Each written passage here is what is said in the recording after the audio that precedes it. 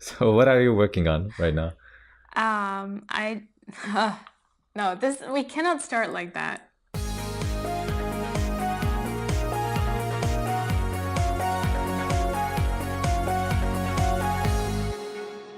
So, Mike, can you tell us what are you working on currently?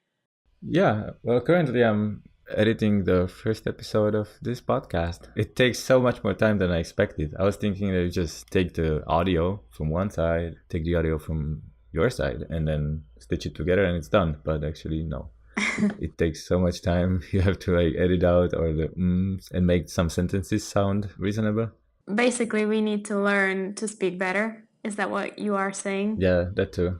But I think that even if we speak better, it will still require editing because you Yeah. never know what's going to be interesting and you just need to, cut out the parts that are not. hmm I just wanted to say a huge thanks to you because you are right now you are doing the most of the work because I'm not editing anything and see I'm doing the all the time. Well, don't worry. I'll teach you how to do that so then you can edit it later on.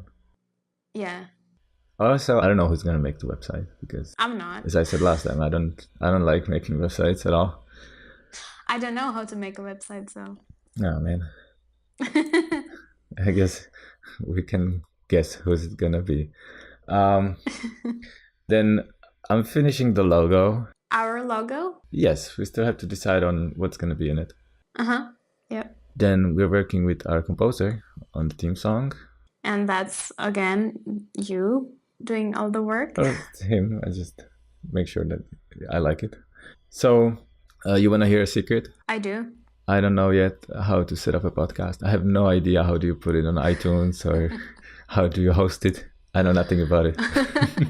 I was actually curious to know if you knew how to do it, and I was thinking like everyone is doing it now. It must be very easy. So, and Mike never said anything about not knowing, so he probably does know.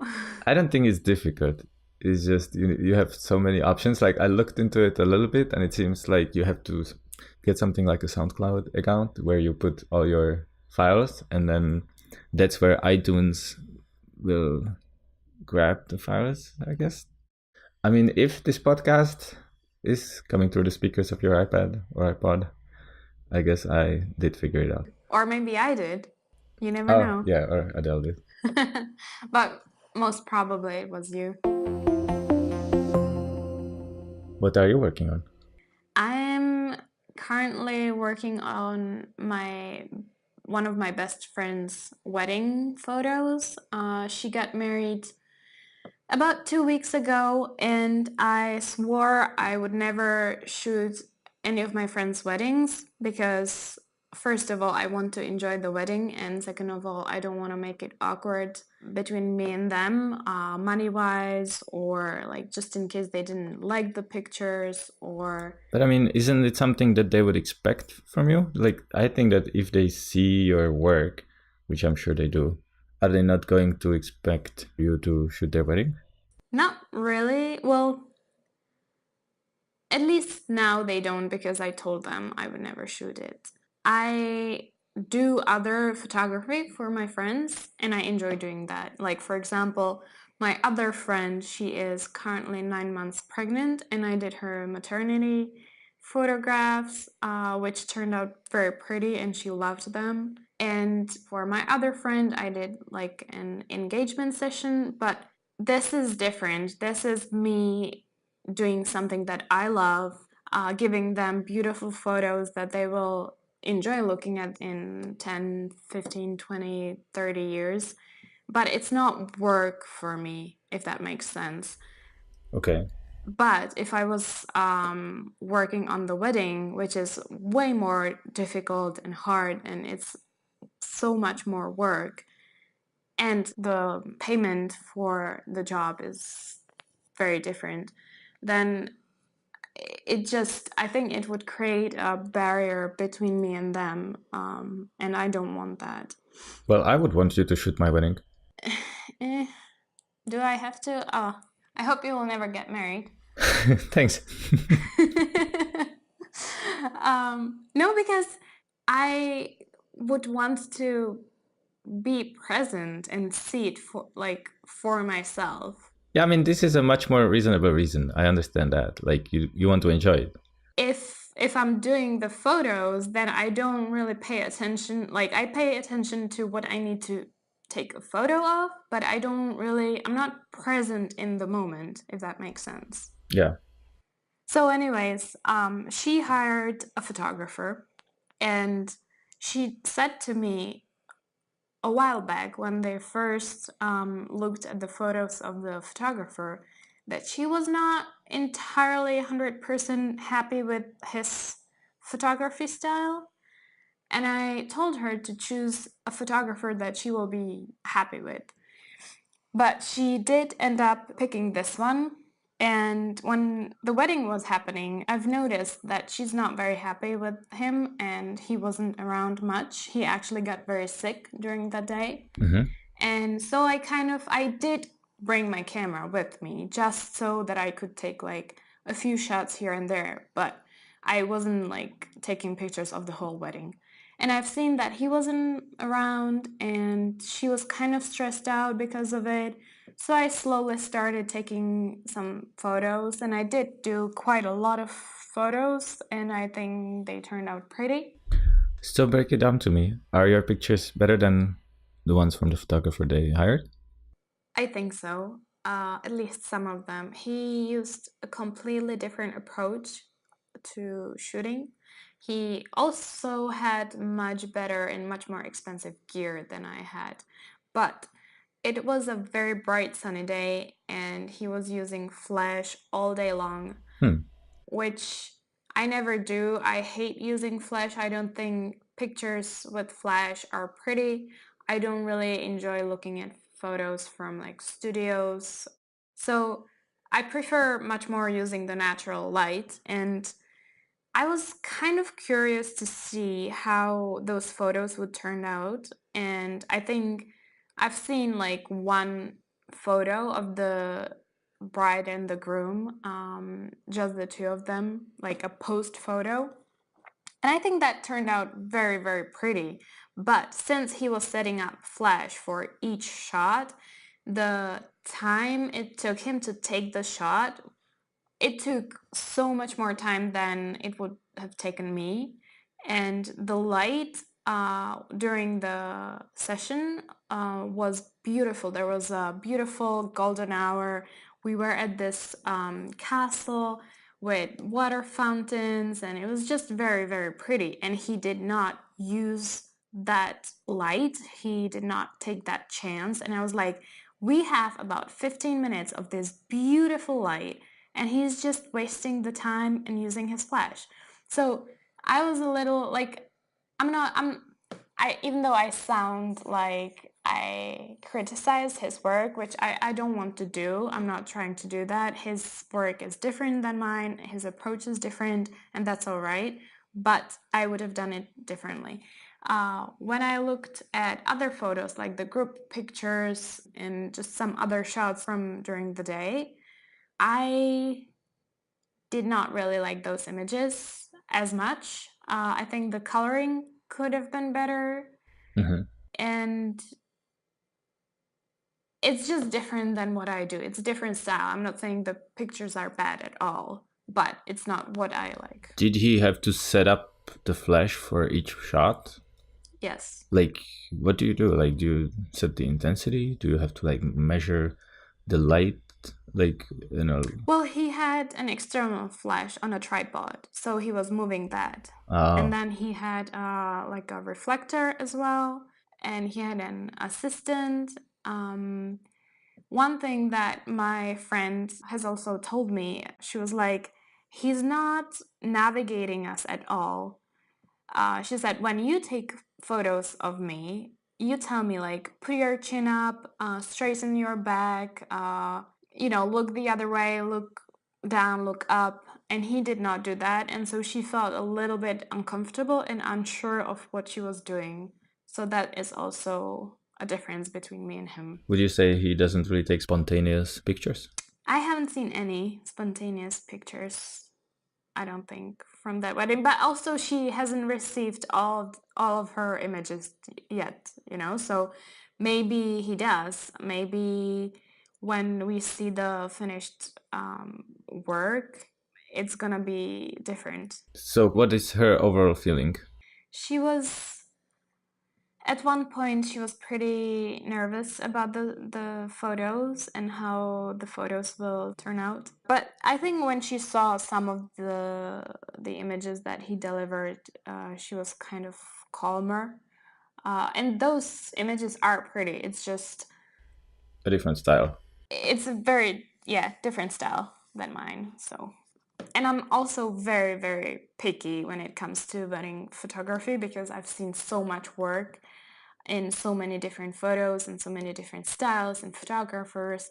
So my opinion doesn't really count as a typical client's opinion. What is your favorite work of yours? I think my favorite work that I've done, well, two things. One, this summer's engagement sessions, and it applies to all of them. I think I've evolved quite a bit this summer, and I found new places to shoot. I found new styles and new techniques to use and new editing skills as well. Mm-hmm. Yeah, for example, I saw your picture with the flower. That was really good. Which flower? The ring shot? It was from some wedding, and I think it was a flower plus the rings. Yeah. Yeah, so see, that is an example of my newest style and things that I've tried, and also new Photoshop editing and coloring and stuff like that. Yeah. And the other work or photos that I love the most, it's actually the first wedding I've ever shot. And there was another photographer on that wedding, and there were two other videographers, and I was shooting it for free. I just wanted to try it out. And it was a beautiful wedding of my friend. And the photos, I think that to this day, I think the photos are like the most beautiful of a wedding that I've done so far. And if you look at the finished photos, Yeah. would you edit them differently now, knowing what you know? I don't think I would. That's the thing. I really enjoyed the way they are edited, but I don't know what I did there. I don't remember how I edited them. I think I was just not using any presets. I was just playing with the settings on each photo, which took me a long time to edit those pictures. But yeah, I really really enjoy looking at them. I think I did a great job. I don't know if I've seen them. Do you have them on your website? I'm not sure. Probably not right now. Okay, then just make a special blog post, and put them in it so we can put it in the show notes. Okay, I will do that. Let me write down a note. Mm-hmm. With me, I'm noticing that I'm becoming less and less blind when it comes to editing pictures, because when I was taking like the first wave of decent pictures in 2014, I just graded them with this green tint. It doesn't look good at all, but I just thought that's how it's supposed to look. Mm-hmm. And then a year later, I came to the other side of the scale and I made my pictures pink. And eventually I'm getting to the right colors. I think that white balance is one of the most challenging things in photography and in post-production. Yeah. When I'm editing a wedding, I usually have about 3,000 pictures to choose from. And then I narrow it down to like 500 photos that I deliver to my client. And if I'm looking at 500 photos that are all too pink or all too green, in a couple of hours, you just don't see it anymore. And you think they look fine, but they don't. And then you look at them the next day and you're like, oh, I need to re-edit 500 images just because they are too green or too orange or too pink or too blue. That makes sense. Well, my favorite work of yours is the upcoming calendar. The last year's calendar was good. Uh-huh. Most of the pictures I really liked, but the ones that you showed me from this year's calendar are amazing, especially the ones when you shoot a person through a window and there is the reflection in the window itself and then the person. I love that. Thank you. Is it a style you're going for this year's calendar? Yes, the calendar will actually be called Reflections, and all of the images will be like either a reflection of when you're shooting through a glass or a window, or a reflection of that person in a mirror, or some kind of reflection. So, yeah, I still need 3 images though, 3 shoots to finish it. Then you're ahead of time, because it's August, so you should have 8 pictures and you already have 9. No, but I wanted to have it finished by August, which won't happen with my exams at school and this podcast and me starting to work in the corporation again tomorrow. Oh. But hopefully we will finish it in time so that we can launch it in November. Yeah, November is a good time for that. Are you going to have a launch party? Yes, I am. So I hope you will be there this year because Mike couldn't come last year because he was living in Mexico. So this year, hopefully. I totally wanted to come, but it was far. Yeah, no, I understand. It's very far. So what I enjoy about your work, like when I asked myself, what do I like about Mike's work the most? One thing especially popped in my mind, and that was the voiceover on your latest video, on the Mexico video. Really? Especially at the beginning, when you were doing the voiceover, and then there was a shot of you talking actually to the camera, saying, I did not pick Mexico, or I don't know what you said, but I really enjoyed that. I think that was well executed, and the idea itself was very, very good. Oh, thanks. I thought that might be an entertaining thing to do because usually the voiceover doesn't really interact with the speaker if you just have a voiceover in the background. So I figured that I could do something with that. Mm-hmm. And I also have one more idea in this way that I haven't used yet. So maybe in my upcoming Mexican video, I won't spoil it for you. Okay, don't. Yeah, I'm also thinking whether should I start making my videos in English because I always make English and Spanish subtitles for it as well, but the original language for them is Czech. What do you think? I think you should, but your friends will definitely tell you that you shouldn't. I don't know, what is the majority of people that watch your videos? Actually, right now it's all Americans. Okay, so then that's your answer. Okay, let me open my statistics. Okay. I think that it's mainly caused by okay, so on my channel I have about 5 videos and one of them got about 95% of the views. Mm-hmm. And so that affects the statistics a lot, as you can imagine. Okay, but let me check the other videos. Okay. YouTube has a really good analytics. I don't know if you've seen that. And so if I look at demographics, my average viewer is between 25 and 34 years. Well, with the Mexican video, I get 47% of views from United States, then 37% from Mexico, and 5% from Czech Republic. And let me check one more video real quick. So, sorry, is 33% from United States, and actually the second place goes to India with 23%. What? That's surprising. Why would Indians watch it? Okay, well, maybe they have like a Bollywood movie that has the same title. Oh, actually, that. That might be very well true because when I was putting my short, on IMDb, I was about 3 days too late to be the first short film that is called Sorry for this year. So therefore, if you look it up on IMDb, it's going to take you more clicks because it's listed as the second Sorry that came out this year.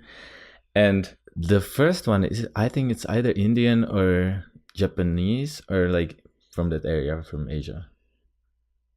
Interesting. Yeah.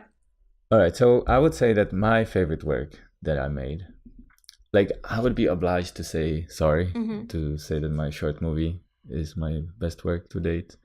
And I definitely spent the most time on it. And the thing is, I just cannot smell it anymore because I I made basically all the work there was. So not only I was shooting it on set, I was also mixing the audio. I was working with the music. This was actually the first time when I was kind of composing music for my video, because in the first about 3 minutes of the movie, I'm switching back and forth between two moods. So I went to Audio Jungle, where you can pay for music, and I saw this guy who made a pretty good theme song that fit the style of my movie, but it was just too happy. And I dug deeper and I found out that he has a similar song, like basically just a different version of the same song that is sad. And I asked him that if I buy it, can he send me the project files? Can he send me the different layers of the song? And he delivered. And I had about 16 layers for each song. And I was mixing them together to just change the mood. And it took me about 2 days to do that, because I've never worked with music before. I was actually curious to know who put the music together, because I remember you told me the story about how you found the perfect music and how it matches the moods perfectly, but I didn't know if you cut the music to the movie or if he did it, or yeah. Yeah, I did it. So basically, I noticed which layers are the most important and which layers make each version of the song sound the way it does sound. And I knew that, for example, the melody needs to go from one to the other, and I needed to come up with a way of creating a nice transition when the melody could change. There were about 4 layers for each song that really made the song, and all the other layers I just played around with so it sounds good. And, I spent so many hours just doing this, and that's just the music, and that's not even the music for the whole movie. It's just, half of the movie. And then I was working with the voiceovers. As you know, you were helping me record English voiceovers for the movie, but then at the end I decided to go with a Czech sound, so I left it with the original voice that I recorded on set. And then I needed to do the color grading, and I spent at least 200 hours on it. And it's a 5-minute movie. So I think it's probably the best version of the movie that could ever exist. But at the same time, I just cannot stand watching it anymore. I know that feeling. I have it with some of the photos as well. Yeah. Like you retouch the photos and try to edit people out and in. Yeah, and then I'm just like, I need to move on. I can't see this photo anymore. Yeah. It's, for example, all of the photos from the calendar were like that, because I knew that those will be hanging up on at least 50 people's walls, and people will be looking at those photos for the whole month. And I was like, maybe I should edit it like this, or maybe I should do that. And yeah, that's a big responsibility. Yeah. Sorry, the short movie was actually the first work I've seen, and that's also the reason why we met. Is it? Oh, it is. True. Yeah, true. Because our mutual friend, he was helping you out with the movie, and I saw some photos and I was interested in the movie, and I had some questions about it, and that's why I contacted you. Oh, this gives it into perspective. We know each other for about 2 years, and that's how long it took me to finish the movie. I think it's 3. Well, maybe. Yeah, at this point I think it's 3. Okay. Yeah. Well, so I guess if not sorry, then my favorite video would be one of my lifeguard videos, and especially the POV one where I record my day as a lifeguard. Yeah. And the funny thing is, I just recently showed it to a guy that works for the same company this summer as me. And he was the only and the single person who noticed the thing. So there is this edit that took me about 7 hours, which you can only notice for about 2 seconds in the video. It's at the very beginning. And over 30,000 people saw the video, but he was the only one to point it out. Do you know what I'm talking about? About the scene in the mirror in the bathroom? Yeah. So I was thinking, let's make a mirror shot, because that's challenging and I've never done it before. And it took a lot of effort, and I was expecting everybody to pick it up, but nobody did. It's like, oh, cool, mirror. And even when I point it out to people, they're like, yeah, it's a mirror. And I say like, so where's the camera? And they're like, what do you mean? What camera? Okay, so... Because they see it on the TV all the time. Oh, do they? So you see it often and you don't realize how difficult it is, actually. And I do some photography in the mirrors, and that's completely different and much easier. But it makes you realize how difficult it is actually to work with mirrors. And yeah. Yeah, I was actually watching an analysis of, what is the movie called? Birdmen. Yeah. And did you see the movie? No. So the specialty of that is that they only shot it in one take, the whole movie, or at least that's how it seems. Mm-hmm. And the video was taking it apart and trying to reverse engineer how would they be able to shoot it in one take. And there are obviously tricks you can pull off, like when it goes totally black or totally white, when you look into the sun, that's where you have an opportunity to make a cut. But they stitched it together so well that you would never see any cuts, and it's just a flowing wave of shots, right? But the interesting thing they used is they use a lot of mirrors, because if you have a dialogue, you need to shoot one person and then the other and cut back and forth between them. Otherwise, it's not going to be an interesting dialogue to watch. So they used a lot of mirrors, so you can see both people in the same shot. And they also deleted the whole crew from the mirrors. That's interesting. I'll definitely need to look at that or watch the movie. Have you seen the movie Ring, the horror movie? I think so, like 10 years ago. Because that's where they mention how difficult it is to do a mirror shot, because on the tape, on the movie, on the tape. Oh, true. Yes. There is a shot of the, I don't know her, I forgot her name, but the weird girl, she's like brushing her hair and the shot is like in a mirror and the camera is not there. And I remember someone made a comment about it in the movie. Yeah. One more thing that I would like to point out that I thought was really funny was the video about how you forgot your keys. Oh. And and you put it up on Instagram. I thought that was hilarious. And then I think you forgot them twice, no? Yeah, I forgot them twice. Yeah. In two different rooms. Yeah, it was very, very funny. Yeah, because I locked myself out of my room, and it was about 9 p.m. Mexican time on a Saturday night. And there was no chance I can get it open at this time, because not only it's a weekend, but it's the night. And I don't know if any, what do they call him? Locksmith? Yeah, locksmith. Locksmith, yeah. Yeah, I didn't know if any locksmiths are gonna be available to open my door, and I also spoke zero Spanish, so I don't know how would I explain to him that mi llave está perdido.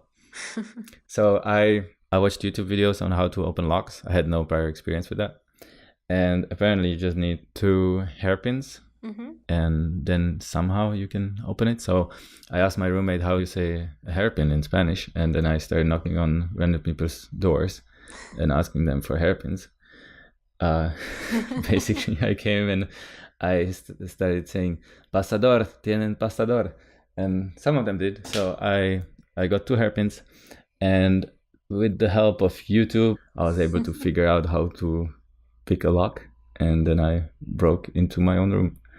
We were actually doing that in high school because we had lockers and we would want to like get into someone else's locker and to put weird shit into it or take some stuff from it or like put stickers up or something. So we were always trying to pick someone else's lock.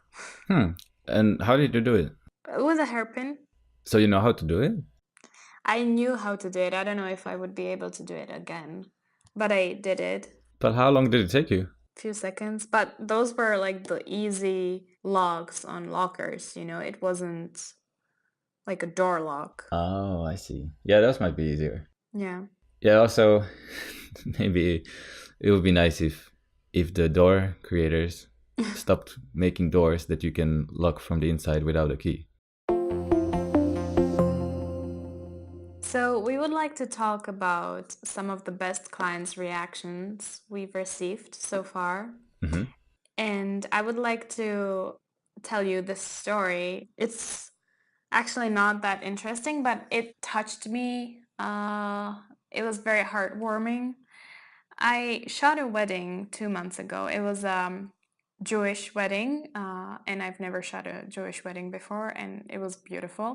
What kind of research did you have to put into it before you went there? I didn't do any research, but I did have a meeting with the bride, and we went over all of the traditions and how it will look like and what should I pay attention to. And she studies Ju- what's the word? Judaism? Judaism? Judaism? Is that it? I don't know. Let me Google it. Okay.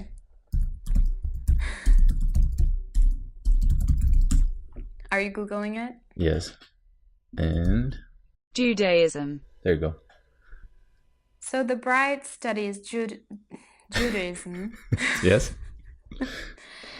And so she went over all of the traditions and customs with me, and she told me what was going to happen and what I should pay attention to, what I shouldn't miss, where should I stand.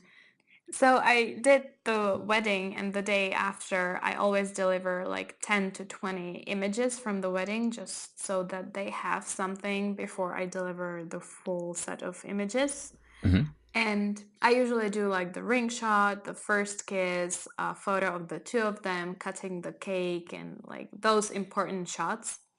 And I sent those images to her, and she messaged me saying that she cried and that those images, those photos were beautiful. And it was just a very, very sweet message. And I was really happy to read that message. And then I replied, "Oh, thank you. I'm really happy with the images as well. I wish you a lot of luck into your marriage." And I asked her, how was the party? Like, how was the end of the night after I have left? And she completely ignored my question about the party, and she responded back again saying, "I'm just so over the moon with the images." And like she couldn't even think about anything else and holding a conversation. That's how happy she was. And Oh, nice. it was really, really nice to see that. And then when I did deliver the rest of the images, when we met up, she was actually picking up some of the prints that she had made of the first images I sent to her, and she was just really, really happy. I could see that. And that is the best feeling in the world, seeing your client this happy. So, Yeah, it must be. yeah. And then last year, I shot a wedding of a girl that I used to go to summer camp with. But I remember her, but we weren't like best friends. We weren't in touch. We were not communicating. I forgot her name, but we got in contact somehow, and I shot the wedding. And it was kind of last minute. She didn't have a photographer, and it was 2 weeks before the wedding, and she would just take anyone, I guess. So I did the wedding, and she like said thank you for the images, but she didn't say like, "Oh, I love them" or anything. And then 6 months later, actually, her sister-in-law to be, if that makes sense. So she contacted me and she was like, "I've seen Kachka's photos from the wedding. I would love for you to be my wedding photographer because I think those images were brilliant." And I compared it with some other friends, and they were like, "I wish I would have picked her to be my wedding photographer because yours were the best images I've seen so far, and I would love for you to do my wedding, and I would do anything for you to be my wedding photographer." So that was also very, very nice. And then I shot a few other like the first bride, she got pregnant and she just recently gave birth to a beautiful baby girl. So I shot her newborn photos. And so I can see that they trust me as a photographer and they really enjoy my work because they keep coming back and they keep recommending me. That's nice. That happened to me as well. One client, when I gave him the finished video, he recommended me to another client of his own accord. Mm-hmm. And I just didn't have to do anything. They said, oh, they want a different version of the video. Can you cut it for them? They'll pay you. And the other client wanted some work as well. So that was very nice. And one time, it was when I was making a logo for this client. It took me a while because we went back and forth and the client was very supportive. Like usually you would think that if clients are like trying to apply some changes and they're not like super into the first version of what you deliver, you might think it's annoying, but actually from this guy it was amazing. He just had a very spot on feedback, and just because of him giving me the right directions, we were able to create a much better logo than I would have created otherwise. So that helped a lot. And when I finished it and it came to charging for it, I undersold myself big time. And he told me, what are you talking about? I'm going to give you about 5 times as much as you wanted. So that was very nice. Cool. So money is a nice motivator as well. And especially like a nice rating for the job. Yes, that too. I had a similar thing happen to me last year. I met with a bride, and this was before the wedding. This was our first client meeting. And I told her my price, and she looked at me and she said, I really enjoy your images. I'm gonna pay you it was about $200 more than you asked me to because I really enjoy your style and your approach as well. And I think that me and you, we click very well, so I want to give you more money. And she hasn't even seen the actual work that I did for her yet. That made me like those kinds of clients. You feel like they really understand the value of the work. Oh, that's sweet. That's really good. So what do you consider your main added value in your work? I think it's my personal approach to my clients and my client meetings. I try to listen to their vision. I have my own vision, of course, but I try to feel what they want, and if my vision and their vision meets, that's the best that can happen. And for example, that girl that gave me $200 more, she was telling me that she really enjoys sunny pictures and like very airy and lots of yellow light, and that's what I did. And it wasn't like I changed my style, it was a part of my style, but I tweaked it so it would also match her style and her vision of the photographs. And I think that that is also very important. Not necessarily like derivating from my style, but tweaking my style to meet the client's vision. Mm-hmm. That makes sense. So this mostly comes to post-production, I suppose. Yeah, but well, not only the post-production. I think the relationship between the client and the photographer is very important. And the relationship happens from way before the wedding, from the first contact. And I try to meet all of their requirements, and I try to become their friend, someone that they feel comfortable around, because I hate having my photos taken. I am very shy. I don't like to pose in front of a camera. And a lot of people have the same issue. And if they have to pose in front of a camera, in front of someone who's not very friendly to them, or in front of someone that they feel unsure about, it's going to, first of all, it's going to show on the photos, and then second of all, they're just not going to be happy with the result and with the photography. So I try to become their friend, and I try to care and listen to them. And at the same time, I try to be invisible at the wedding. I don't want to make them feel like they're being photographed all the time. Mm-hmm. So I think that is something very important, and that is something that I would look into if I was trying to choose a photographer as well. That applies to me as well, because I think the best value I can give as a creator is also in pre-production, because I need to prepare clients for choke points and point out details that might break or slow down the production. For example, we were shooting a movie, and one of the scenes they wanted to have in the movie had a green Buick, the car. And they're not even officially available in Czech Republic. And I'm like, it's not easy to get a green Buick. And then they wanted another scene with a flying scarf. And you just have to think about where do you get the wind, or how do you make sure the scarf flies to where you want it to fly. And those things seem like small details, but they can really slow down the production. And if you have nobody that points them out, then you're on set and you just cannot shoot it. Another example would be if you want to shoot a dialogue in a moving car. Like, does the dialogue really need to take place in a moving car, or can it happen indoors? Because shooting in a moving car is really difficult as well. And it saves a lot of time if you can just do it somewhere else.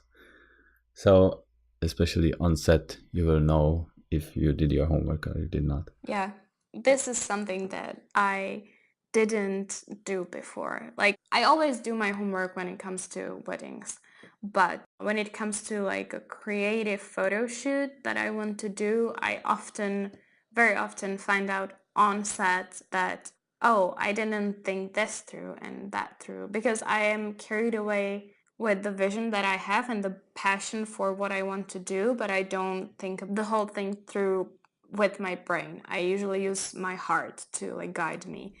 Yeah. Well, for me, another important part is if you're editing a video and then you show it to your client and it's almost finished and he says that he doesn't like the music, then you can just flush the work down the toilet and start again, because the edit is usually driven by the music.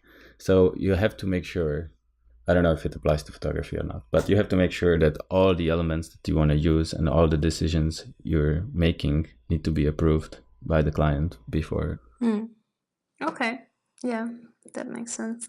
Another thing that I specialize in, or that I offer to my clients, and I don't think everyone does, is that I customize the packages to the perfect fit. For example, I've seen a lot of other photographers offer different packages, but the client would have to mold into those packages.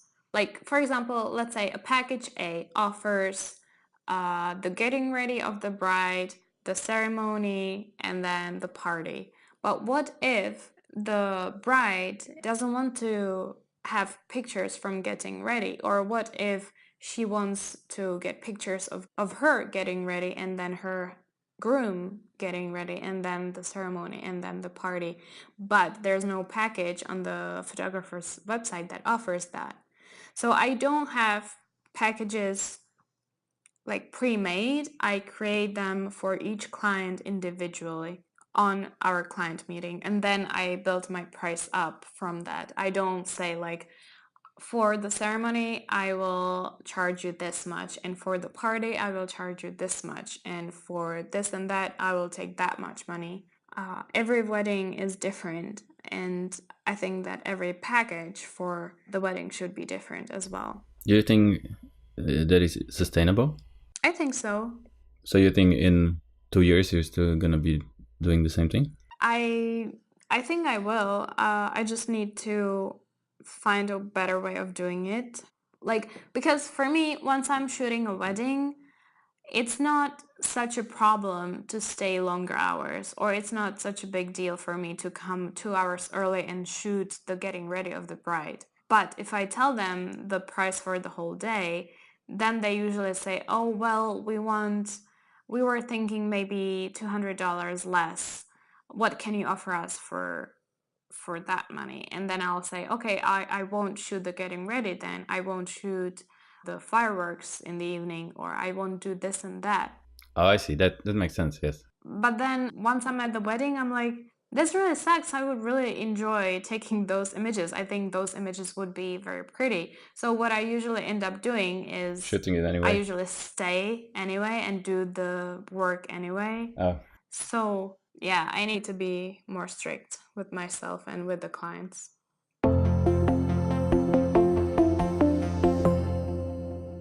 Hi guys, this is Adela from the future. You just heard the second episode of our podcast. This episode, together with the first one, was recorded 6 months ago, way before we released this podcast into the world. Next week we will be back with a brand new episode that we are just about to record. If you enjoyed this podcast, please leave us a review on iTunes. Our social sites are linked in the show notes. Talk to you soon. Bye!